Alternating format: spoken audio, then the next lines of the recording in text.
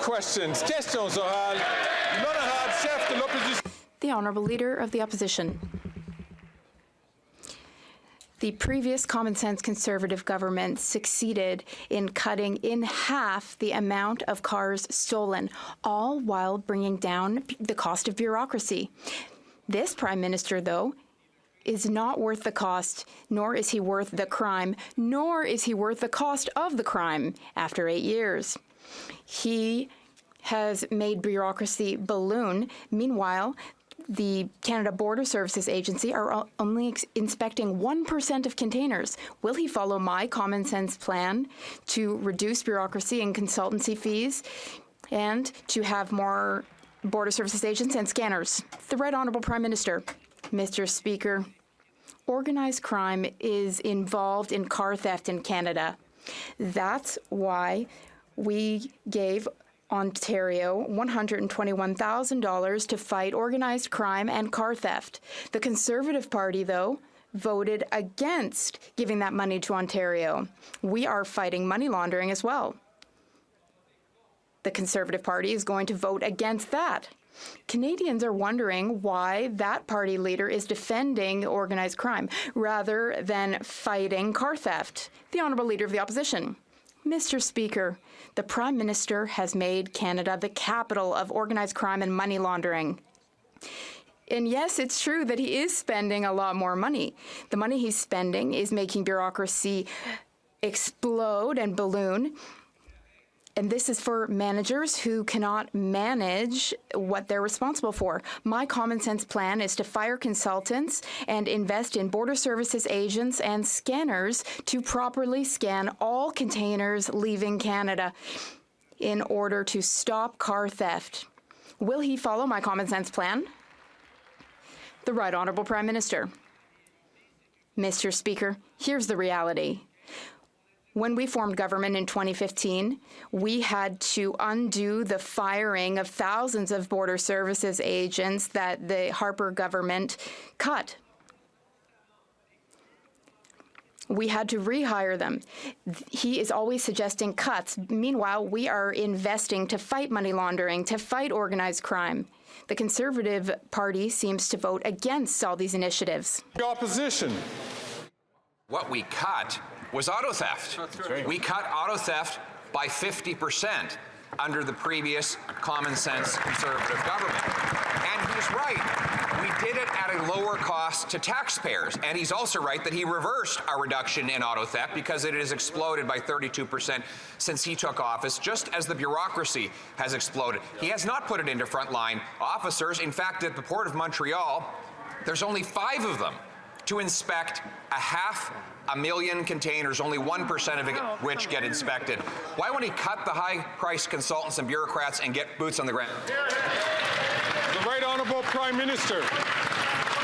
It would be more credible what the Leader of the Opposition was saying if he hadn't voted against sending $121 million to the province of Ontario to fight against organized crime and car theft. If he hadn't announced that he's voting against our fight against money laundering. Mr. Speaker, he still has time to change his perspectives and get behind our initiatives to fight organized crime, to fight auto theft, and to stand up for Canadians. He cut thousands of jobs under his previous government from Border Services. We've invested in them, and we will continue to.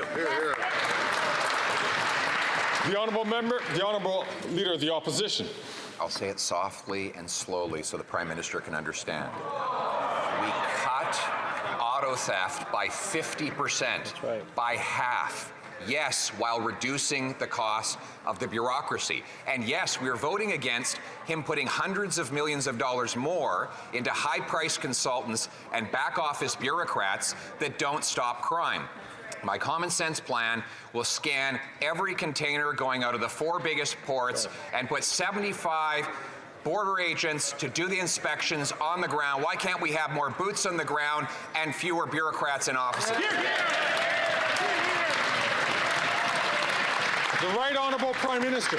Speaker, again, he talks about boots on the ground, but the government he was part of, that he's taking credit for now, actually cut thousands of jobs, boots on the ground at the Canada Border Services Agency. We've continued to step up to support Canadians.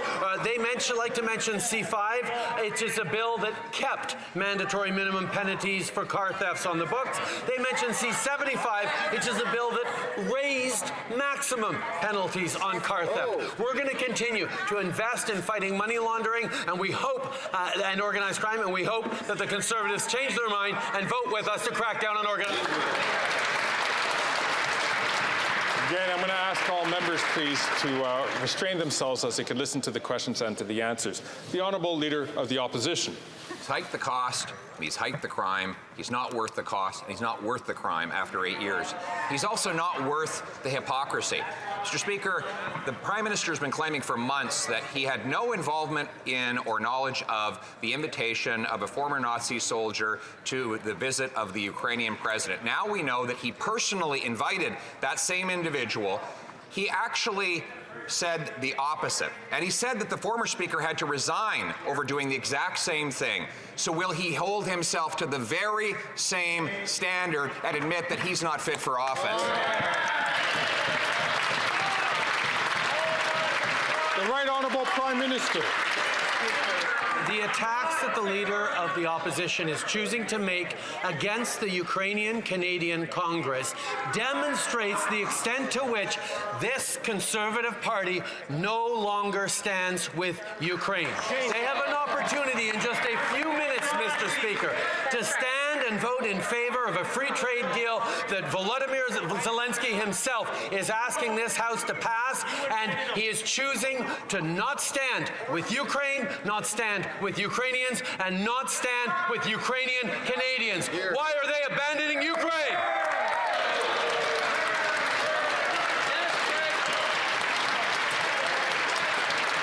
Alors, Order. l'honorable député. The Honourable Member for Belleuil-Chambly. Yesterday, the Bloc Québécois tabled its bill to remove the religious exemption, which allows one to be hateful using religion as an excuse. Violent people have used the excuse of religion recently in order to support a terrorist organization. This time, though, will the Prime Minister vote to eliminate this religious exemption when it comes to hate speech and incitement to violence? The Right Honourable Prime Minister. Mr. Speaker, I fully agree with my honourable colleague. I agree that hatred and glorification of violence are totally unacceptable. The Minister of Public Safety is in constant communication with the RCMP. Local law enforcement will not hesitate to take action if necessary. Canada is a country governed by the rule of law and the Charter of Rights and Freedoms. We, as Canadians, need to stand united against hatred, no matter what form that hatred takes.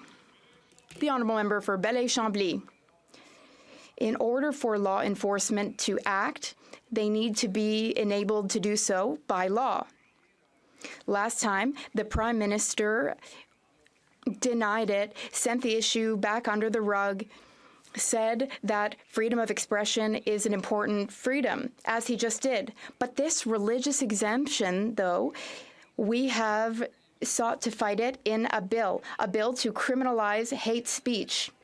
But it's not a crime currently because people can use religion as an excuse. Will the Prime Minister support our initiative? The Right Honourable Prime Minister.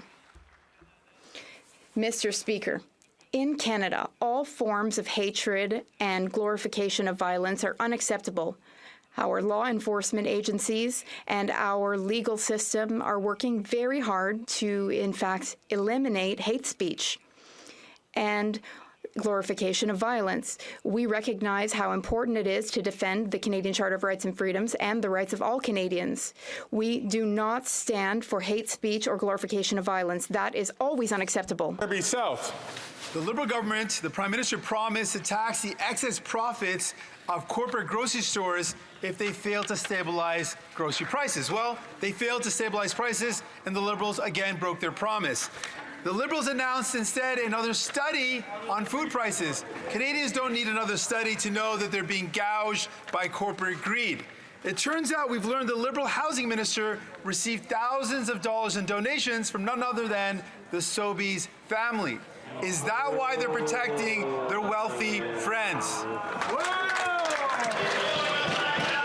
The Right Honourable Prime Minister. Mr. Speaker, more competition means lower prices, more choice, and more innovative products and services for Canadians. Our government has just passed new legislation that empowers the Competition Bureau to hold grocers accountable and prioritize consumers' interests. The fall economic statement also cracks down on predatory pricing, and I urge all parties to vote in favour of that. Canadians are watching and counting on each and every single one of us in this House of Commons to keep supporting them. Then I have The honourable member for Burnaby South. Today, the Liberals bragged about announcing another study of grocery prices. Canadians don't need another study. Canadians need prices to go down. The minister promised to tax excess profits, but the minister broke their promise. The housing minister received thousands of dollars in donations from the Sobeys family. Is the minister breaking the promise in order to make the IGA CEO happy? The Right Honourable Prime Minister. Mr. Speaker, when there is more competition, Canadians have access to lower prices, more choices, and more innovative products and services. Our government just adopted an act so that the Competition Bureau can demand that grocers and grocery chains give them information and protect the interests of consumers. We are fighting against excessive and abusive prices, and I encourage all members of this House to support our legislation. Canadians are watching us. They are counting on the support of every member of Parliament here in this House of Commons. Hill. After months of feigned outrage and apologies on behalf of everyone else, a new report by the Globe and Mail shows that the Prime Minister's office invited a Nazi to his diplomatic reception in Toronto. He blamed the Speaker, saying that he acted alone. He's saying he had no idea about any of it. He called for him to take responsibility. He watched him resign, and yesterday he tried to blame the Ukrainian Congress. After all of the embarrassment, all over the world, why is he above the rules that he applies to everyone else? The Honourable Government House Leader. Mr. Speaker, what we're talking about is a name that came from a community organization. Obviously, the Prime Minister had no knowledge of this, but here we know what is happening over here. We are voting today at third reading on the Canada-Ukraine free trade arrangements. Mr. Zelensky stood there and asked us to pass this. Their opposition to this bill is a moral failing of historic proportions in response to an effort to support our friends in Ukraine and repel the Russian invaders. The Honourable Member from Thornhill. What an embarrassment it must be for the House Leader to have to clean up the Prime Minister's mess every day. The invitation had the Prime Minister's name on it. It came from him, and for months he said only the Speaker invited him. It turned out not to be true.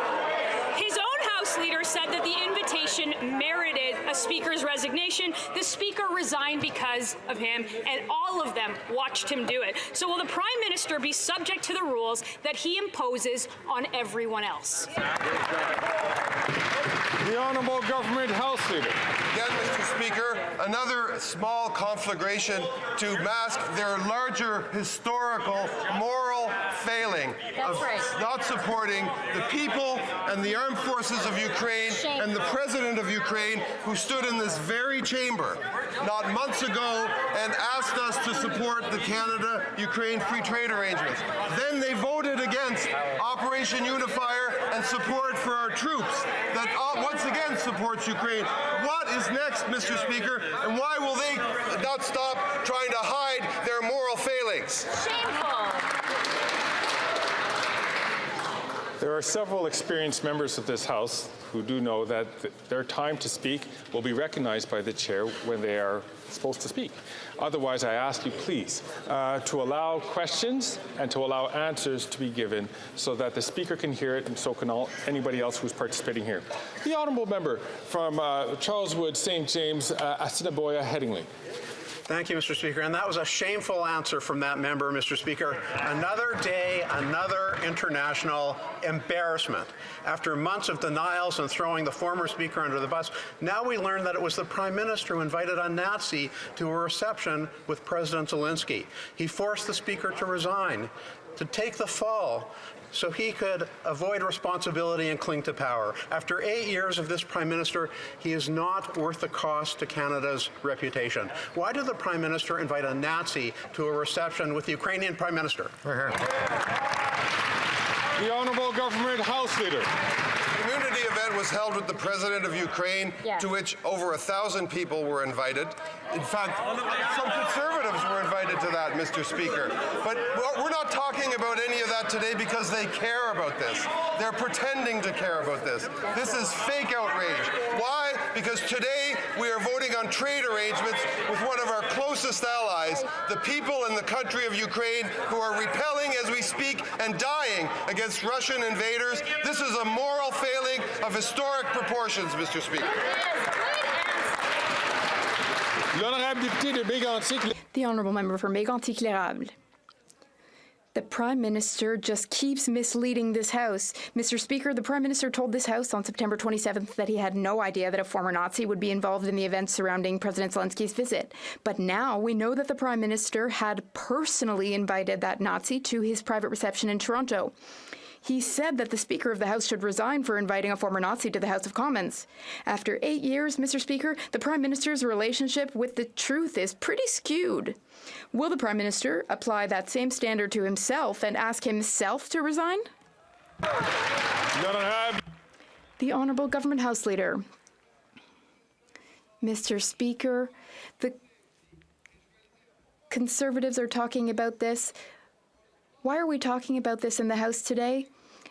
It's because they are about to vote against a historic agreement between Canada and Ukraine at a time when both countries want to strengthen each other and strengthen their trade ties.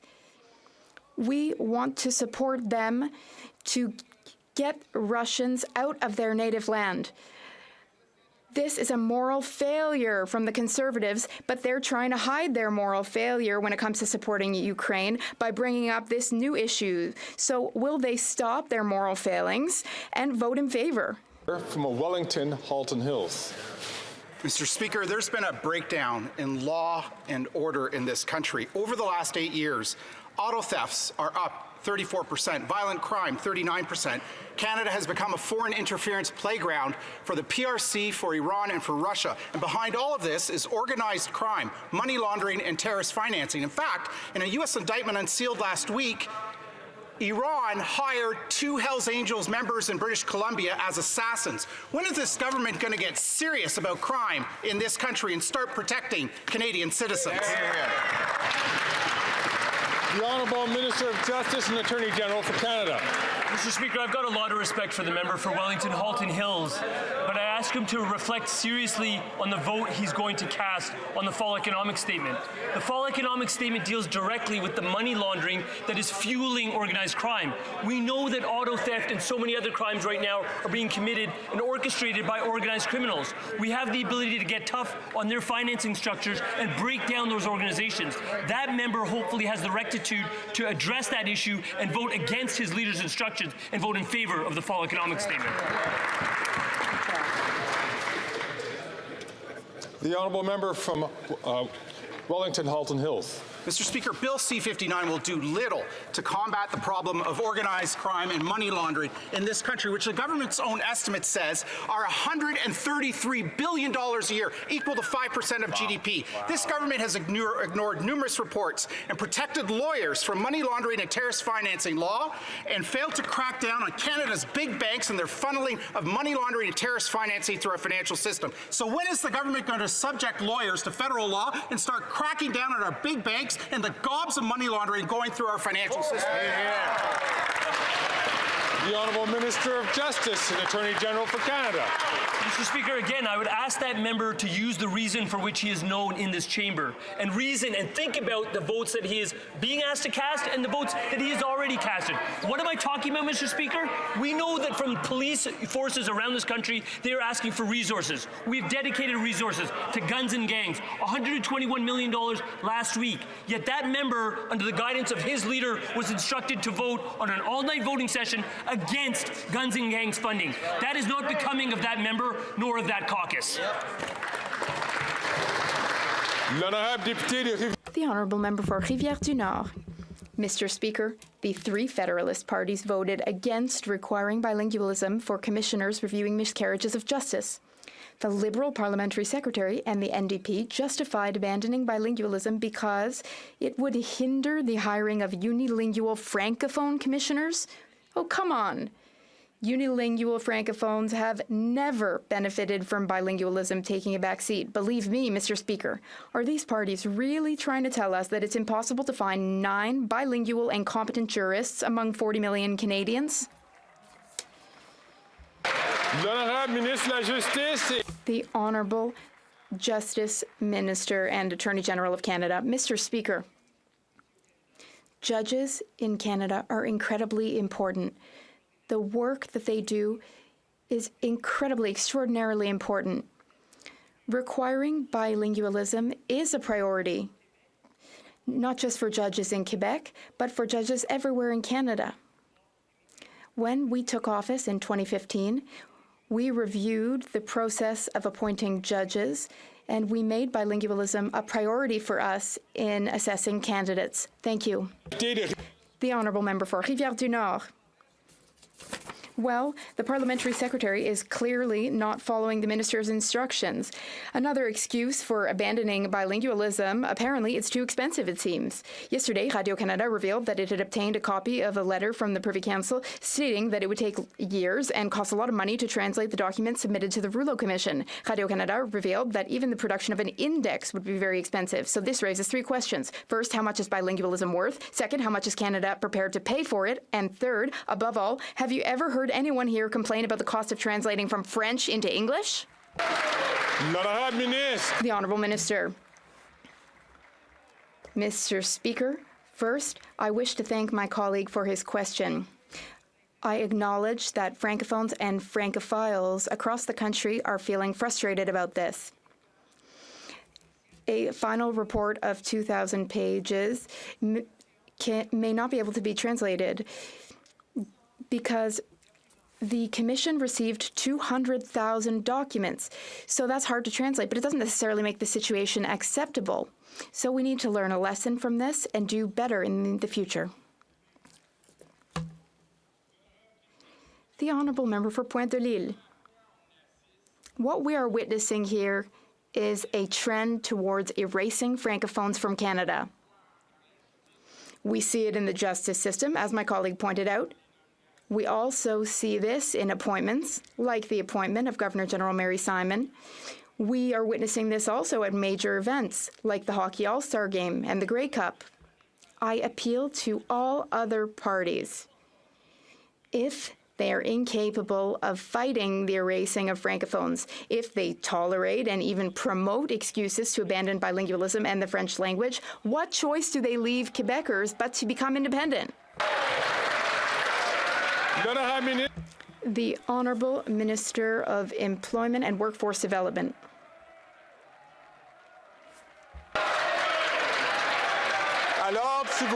Order, please. The Honourable Minister of Employment and Labour Force Development. Mr. Speaker, it's clear that on this Tuesday, the Bloc's looking for a language-related fight. But you know, Mr. Speaker, when I arrived at the St. Jean campus in Alberta in 1988, I could not speak French, and now I'm Minister for Languages in both official languages.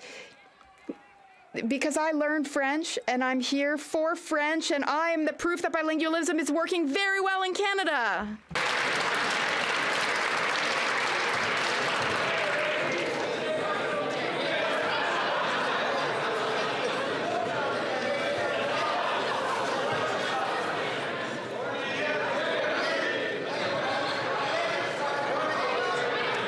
s'il vous plaît. Order, please. I'm certain we all want to hear the honourable member from Miramichi Grand Lake. Mr. Speaker, after 8 years of soft on crime policies, this Prime Minister has created the auto theft crisis. According to the Liberal government's own news release, in New Brunswick, car thefts have spiked by 120%. It's time to stop the crime. Will the Prime Minister reverse his soft on crime, catch and release policies that have caused the auto theft crisis? The Honourable Minister for Public Safety. Mr. Speaker, our government obviously takes the increase in auto theft extremely seriously. That's why we have invested in a very significant way in the Border Services Agency and the RCMP to work on organized crime. Mr. Speaker, when we formed the government, we found out the Conservatives had cut 1,000 officers from Border Services. That's a lot. And half of the Border Services officers that work on criminal intelligence to interdict the export of, for example, stolen vehicles. Good news, we reversed those cuts. We've invested more, and we're going to continue to do more to deal with this issue. The honourable member from Miramichi Grand Lake. Mr. Speaker, the results are in after 8 years. There were 5 agents working at one port, 5 people. This Liberal government has let organized crime run rampant in Canada. The Prime Minister is not worth the cost or the crime. His reckless policies have caused an explosion in car thefts. He's responsible for the ports. He's responsible for the RCMP and the Criminal Code. These are federal responsibilities. Car thefts have spiked 190% in Moncton, 93% in St. John. Will this Prime Minister finally reverse his soft on crime, catch and release policies? The Honourable Minister for Public Safety. Mr. Speaker, I can assure my colleague from Miramichi that what this government will continue to do is crack down on auto theft and organized crime. So they like fancy slogans where they make up little catch and release. He's from Miramichi, New Brunswick, Mr. Speaker. He knows that applies to salmon angling, not serious criminals. So just because he repeats the silly phrase doesn't make it true, Mr. Speaker. Our government will do what's necessary with provincial partners, local police, to crack down on this. We've invested in the CBSA and the RCMP, and we'll continue to do more.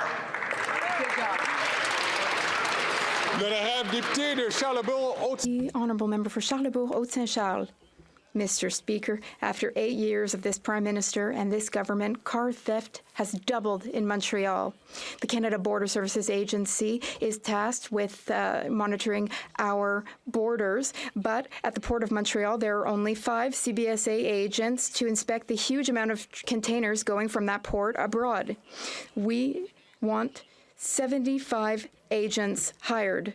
That's what the Leader of the Opposition has suggested. Will the Prime Minister listen to these suggestions? The Honourable Minister of Public Safety. Mr. Speaker, at our meeting on Thursday with the Montreal Chief of Police and other partners, what we will discuss is how we can better crack down on car theft. I also visited the Port of Montreal with my colleague, the Minister for Transport, a few weeks ago. The good news, Mr. Speaker, is that we saw a lot more than 5 Border Services agents working on this alarming situation. We will continue to increase staff at the Border Services Agency. The Conservatives cut those. The honourable member, yesterday our leader proposed other options to correct the government's errors. More severe convictions, for example, 3 minimum years in prison if you steal a car. By making savings elsewhere, because yes, we can save money elsewhere, it's possible we can buy 24 scanners that would be in Montreal's ports and other ports to control these containers. Will the government listen to the Leader of the Opposition's proposals and bring it to their summit on Thursday so we can finally put an end to car theft in Canada? The Honourable Minister for Public Safety. Mr. Speaker, I'm very happy to note how interested my colleague is in our summit on Thursday. His leader minimized the meeting by saying it's a bunch of bigwigs who would just chat away in Ottawa. I wouldn't call these kind of people a bunch of bigwigs because they want to be partners with the federal government. Mr. Speaker, On Thursday, we will be having concrete discussions in order to reduce this scourge, significant scourge here in Canada, and we'll continue to invest ever more. The honourable member from Port Moody, Coquitlam. Everyone should be treated with dignity and respect. Yet Canadians living with a disability have been deplaned on a catering cart or forced to get on their hands and knees to crawl off a plane. Some of these dehumanizing experiences happened under the watch of Air Canada's CEO, and this Liberal government is doing nothing about it. They continue to give CEOs a free ride, even handing them billions of taxpayers' dollars. Will the Liberals stop protecting rich CEOs and start protecting people with disabilities? The Honourable Minister of Transport. Mr. Speaker, airlines can do better and have to do better. That's why I convened the team from Air Canada, the CEO and others to come here and meet me with my colleague a couple of weeks ago. That's fundamental. What we have seen in the papers and through meetings, totally unacceptable. Not only Air Canada, but other companies also, Mr. Speaker. And once again, they have to do better, and they will do better. The honourable member from Vancouver East. Palestinian Canadian families are desperate to bring their loved ones to safety in Canada. The rollout of the special immigration measure for Gaza is riddled with problems. People have been rejected without any explanation. Some are rejected and later approved with exactly the same application. Now officials are saying the 1,000 cap is almost reached. Yet many have not received the code from IRCC to move on to the next stage. What action is the minister taking to clean up this mess, and will he remove the arbitrary cap without further delay to save lives? The Honourable Minister for Immigration, Refugees and Citizenship. Mr. Speaker, that is precisely what this measure is about. It's about saving lives in the face of a humanitarian catastrophe. We have said time and time again, we will be flexible about the 1,000-person cap. Right now, the challenge is actually getting an initial list of people out that are pre-approved across the RAFA gates. I'm extremely disappointed with local authorities that we have not been able to get this through, but that will not prevent us from trying. It is very difficult to extend these programs when we can't even get people out. I'm frustrated at it. We are in this House. I would use stronger words outside it, but we need to get those people out and into safety. Thank you. The honourable member from Cloverdale, Langley City. Mr. Speaker, yesterday we started debate on the First Nations Clean Water Act, an important piece of legislation that I look forward to studying at committee in due course. But it seems like every time we want to move forward on reconciliation, Conservatives want to keep us in our colonial past. The very first time a Conservative MP rose on this bill, they accused First Nations of burning down their own water systems. To the Minister of Indigenous Services, how will this legislation make long-term drinking water advisories in First Nations communities a thing of the past? Here, here. Honourable Minister for Crown Indigenous Relations. Very much, and thanks to the member for Cloverdale Langley for caring so much about access to clean water for First Nations, something that we should all care about, Mr. Speaker. It was very disappointing yesterday on the first day of the second reading of this bill that the Conservative member blamed First Nations for their lack of drinking water, and I guess it's easier to do that than to look in the mirror, because, Mr. Speaker, in 2015, when we took office, there were 105 long-term boil water advisories. Now, 96% of First Nations communities have access to clean water, and we will not rest till we get it done. This bill will help. The honourable member from Oxford. Mr. Speaker, after 8 years of this Liberal NDP government, auto theft is up over 200% in the GTA. Canadians are waking up to their cars being stolen from their driveway, and they're watching them being shipped out to Africa and Dubai. Even the former Liberal Justice Minister had his own government cars stolen. This Prime Minister is not worth the cost, crime, or the chaos. Will this Prime Minister reverse his soft on crime, catch and release bail policies that have caused this auto theft crisis? Great question. The Honourable President of the Treasury Board. Mr. Speaker, it's very strange. The party opposite only started talking about auto theft after we announced the fact that we're having a summit, a national summit, to study auto theft, to bring together all affected parties, and after we realized that it was actually under Prime Minister Harper that boots on the ground were cut. We added 1,000 more troops, CBSA, to insurers. We're bringing together local law enforcement. We're bringing together industry, Mr. Speaker, and we will reach a collaborative.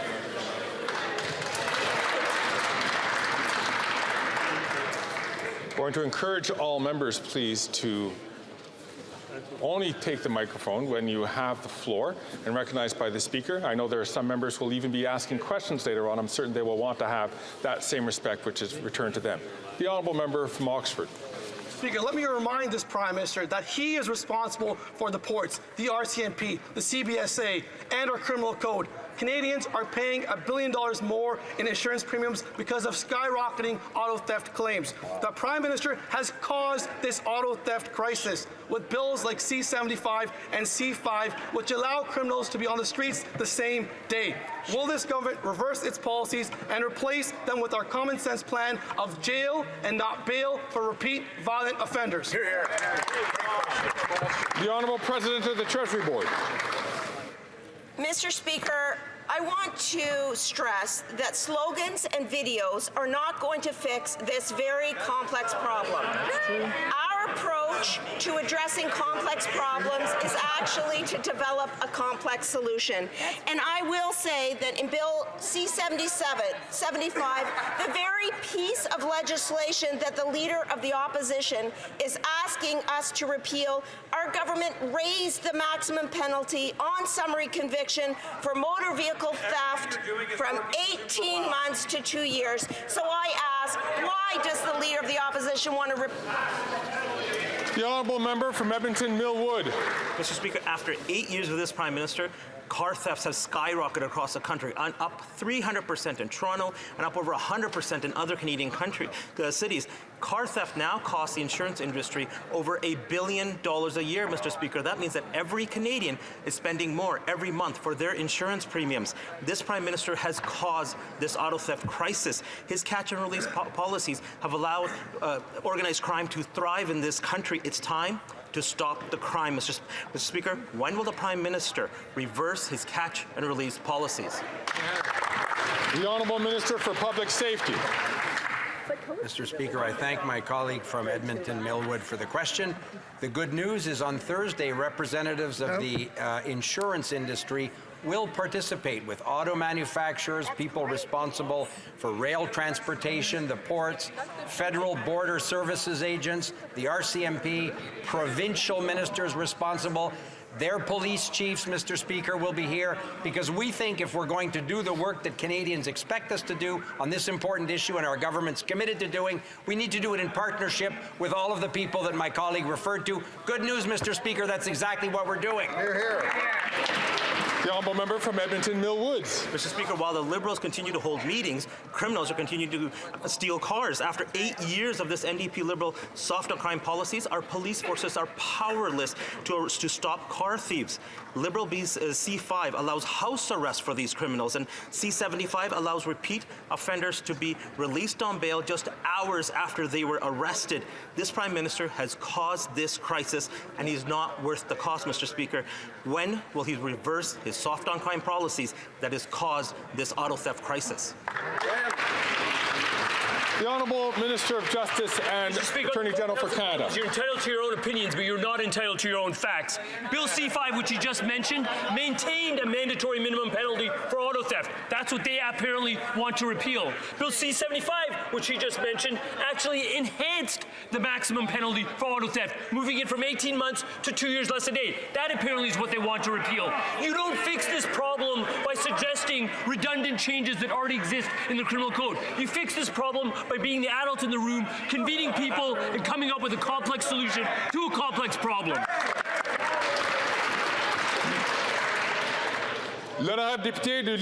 The honourable member for Lac-Saint-Jean. Mr. Speaker, Quebec has paid $470 million to take in asylum seekers for whom the federal government is responsible. If the federal government finds it expensive to pay back, it's because we took in far more people than our fair share. Now, it's the Liberals to do their bit. To date, all they propose is insufficient funding for housing, which seems designed less to relieve the burden on public services in Quebec than to ease the mood of Toronto's mayor and make her happy. Yesterday, the Minister for Finance was due to speak to her Quebec counterpart. Did she tell him that she was reimbursing Quebecers? Finally. The Honourable Minister for Immigration, Refugees and Citizenship. Thank you, Mr. Speaker. I think it would be useful to note that since 2015, we've invested $4.4 billion in Quebec under the Canada-Quebec Agreement. That's not chump change, Mr. Speaker. It's used to welcome immigrants and asylum seekers. Quebec's capacity is well managed by this agreement. $700 million, for example, today, without changes in immigration rates. So there's a lack of intellectual integrity from the Bloc when they say that the federal government isn't investing enough. They're constantly just looking to fight us on any subject they can. The Honourable Member for Lac-Saint-Jean. They don't want to debate. They keep talking about squabbling. Well, the federal government must also share the reception of asylum seekers with the provinces. Every time we talk about this, the minister accuses Quebec of wanting to treat immigrants like cattle.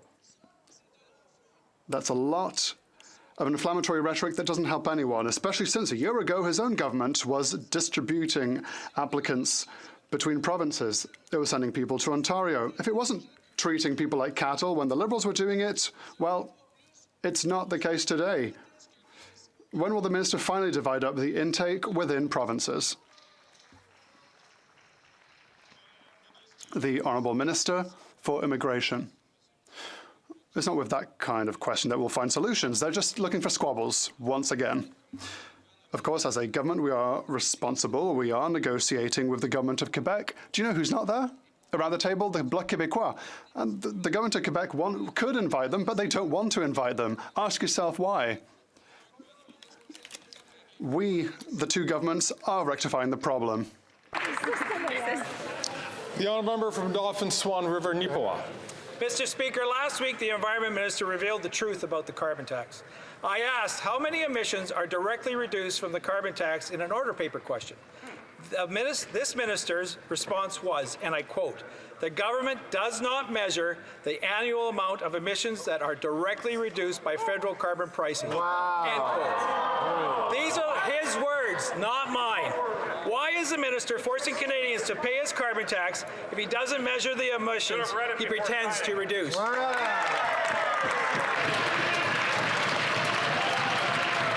Honourable Minister for the Environment and Climate Change. Fortunately, Mr. Speaker, what the member is saying is simply not true. Just before Christmas, we put out a study by Environment and Climate Change Canada that shows that carbon pricing will be responsible for between 20 and 30% of our greenhouse gas emissions between 2019 and 2030, Mr. Speaker. On the issue of carbon pricing and climate change, we have no lessons to take from the Conservative Party, whose official position is still today, as Alberta is suffering from droughts, as we're seeing unforeseen storms in eastern Canada, atmospheric rivers in BC, their position is still that climate change simply does not exist.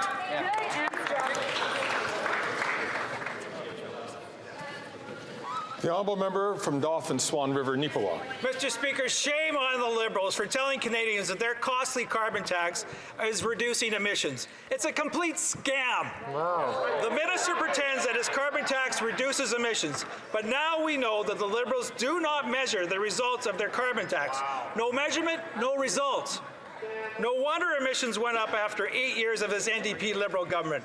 Why did the Environment Minister mislead Canadians about his carbon tax scam?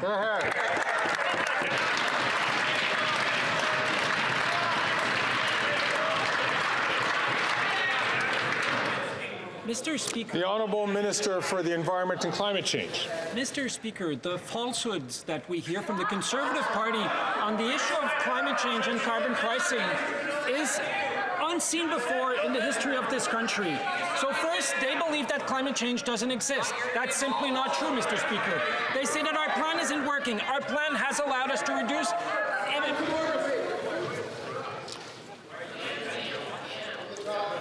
The honourable member, colleagues, I'm having difficulty hearing the minister respond to the question. I'm going to ask him to start from the top. Please, can you please withhold your comments so that the speaker can hear it? The honourable Minister for Environment and Climate Change. Thank you very much, Mr. Speaker. You want to know the truth? Climate change is real. That's the truth. You want to know the truth? Climate change is impacting Canadians all over the country, including farmers from coast to coast, Mr. Speaker. You want to know the truth about climate change? It's costing Canadians billions of dollars. That's the truth about climate change. Our plan is working. We are reducing emissions. We're helping Canadians with affordability. That's the truth, Mr. Speaker. Let's speak the truth.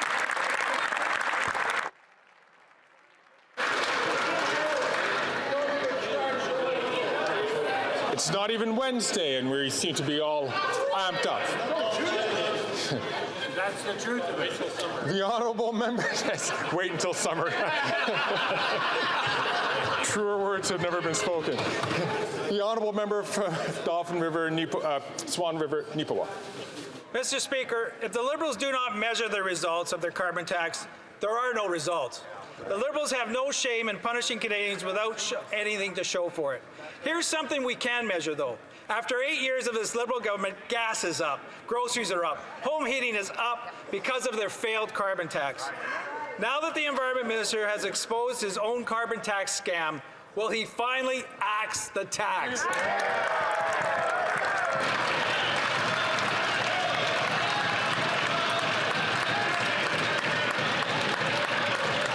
The Honourable Deputy Prime Minister and Minister of Finance.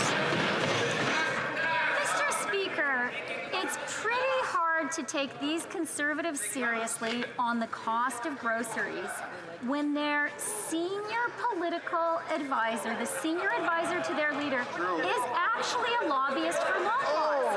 And now it turns out that the deputy leader used to work for Walmart. So these Conservatives are opposing our historic reforms to the Competition Act, which will bring down the cost of groceries. Is that because they're taking dictation from Walmart and Loblaws and not working for Canadians? I would think. The honourable member from Sudbury. Monsieur le Président. Mr. Speaker, the security of our children is essential. Too often, children are affected by war. Russia's invasion of Ukraine has cost thousands of lives and continues to threaten the stability of children's lives. At the cusp of the second anniversary of Russia's illegal invasion of Ukraine, can the Minister for Foreign Affairs let us know what Canada is doing for Ukraine's children? The Honourable Minister for Foreign Affairs. Thank you, Mr. Speaker. I've just come back from Ukraine. There are thousands of Ukrainian children who have been kidnapped and brought to Russia far from their loved ones. This is as bad as it can get. That's why we started an international coalition to bring Ukrainian children home. We will be working throughout our diplomatic network to pressure various countries to also put pressure on the Kremlin. Every child that gets home will be a victory. There's an important vote in this House. The Conservatives are faced with a historic failure. We must all support Ukraine and its children.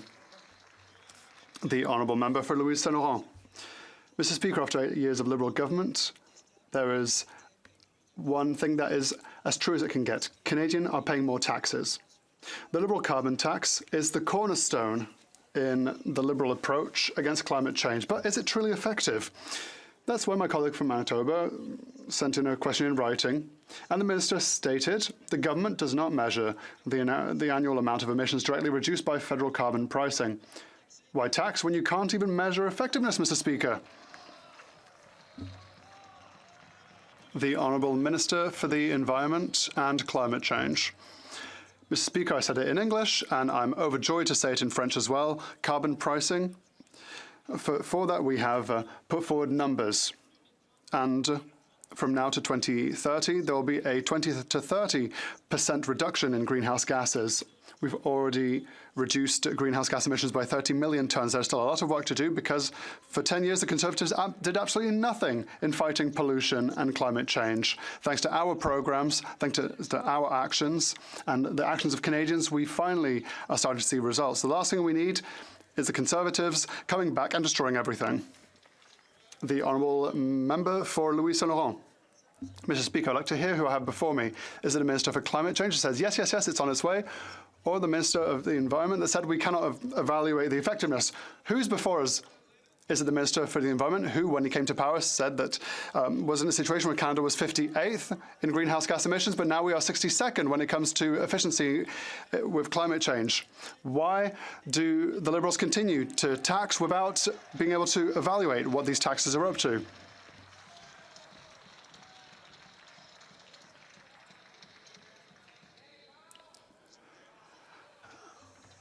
I would like just to remind all members that they need to ask their questions through the Speaker.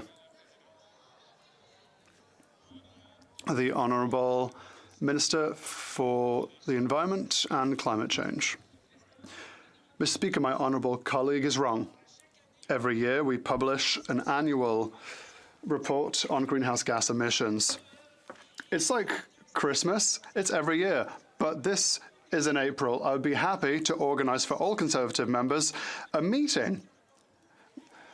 All of them who are interested in climate change, I know there are not many, I'd love to have them in a meeting to talk about climate change and how we can support Canadians in order to transition towards a greener future.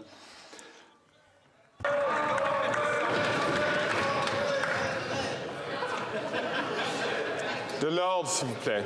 J'invite tous les députés.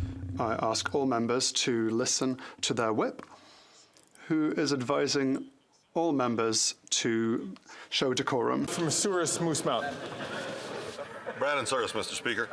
After 8 long years of this Liberal Prime Minister, many Westmen meet as the price of gas, groceries and heat continue to rise because I would like to apologize to the member from Brandon Souris, and I'll invite the member to please start again from the top. Well, Mr. Speaker, after 8 long years of this Liberal Prime Minister, many Westman families are struggling to make ends meet as the price of gas, groceries and heat continue to rise because of this Prime Minister's carbon tax. In Brandon, the Samaritan House Food Bank gave out nearly 36,000 hampers last year, a dramatic increase of 12,000, 50% above their normal annual average. For Canadian families facing hardship, this Prime Minister is just not worth the cost. Will the Liberals give people a break and stop their April 1st carbon tax hike? The Honourable Deputy Prime Minister and Minister of Finance. Mr. Speaker, this fall we put forward a comprehensive economic plan that included generational changes to Canada's competition law that will bring down grocery prices. The Conservative leader described that plan as, quote, a disgusting scheme. His actions make a lot more sense now that we've learned that he is advised by a Loblaws lobbyist and that his deputy leader used to work for Walmart. The Conservative leader talks a lot about powerful paychecks. Who is paying his advisors? The Honourable Member from Winnipeg South Centre. Mr. Speaker, today members of this chamber will have the opportunity yet again to advance the modernized Canada-Ukraine Free Trade Agreement. February 24th will mark 2 years since Russia's brutal, inhumane and cruel invasion of Ukraine. Ukrainians both at home and across the Canadian diaspora have demonstrated an unwavering and inspiring will to persevere. I have seen this tenacity firsthand, Mr. Speaker, in my home riding of Winnipeg South Centre. Can the Minister of International Trade expand on the critical importance of this legislation, a piece of legislation, Mr. Speaker, that President Zelensky himself has urged us to enact? Thank you. The Honourable Minister for International Trade. I want to thank the member for Winnipeg South Centre. I was with him and meeting with those very excellent and wonderful Ukrainian Canadians. And to those Ukrainian Canadians in Manitoba, in Saskatchewan, in British Columbia, in Alberta, here in Ontario, and indeed across the country, I want to say to them, I hear you, we hear you. This government is going to vote today in favor of the Canada-Ukraine Free Trade Agreement. Most of the House is going to do that. I want to ask my Conservative colleagues, I appeal to them, support Ukraine today, vote for this Canada-Ukraine Free Trade Agreement today.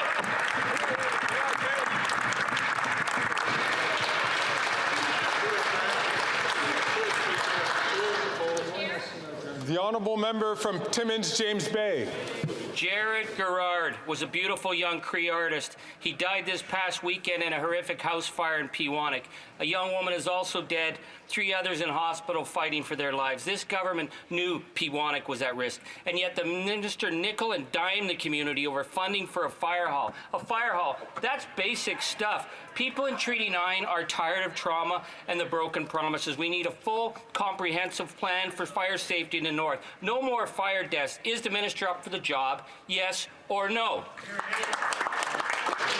The Honourable Minister for Indigenous Services. Thank you very much, Mr. Speaker. And I've been working with Weenusk First Nation since last year when there was yet another tragic death in that community due to house fire. In fact, last March, we airlifted in the fire truck that would help them respond.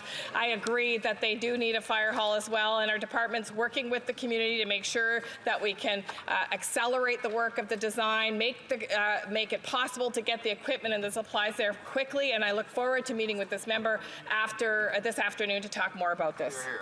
Good job. Honourable Member from Skeena Bulkley Valley. Mr. Speaker, the Haida have stewarded the lands and waters of Haida Gwaii for millennia, and today their leaders continue the long journey towards restoring their inherent right of self-government. Last year, they secured legislation in British Columbia that officially recognized the Council of Haida Nation as their government at long last.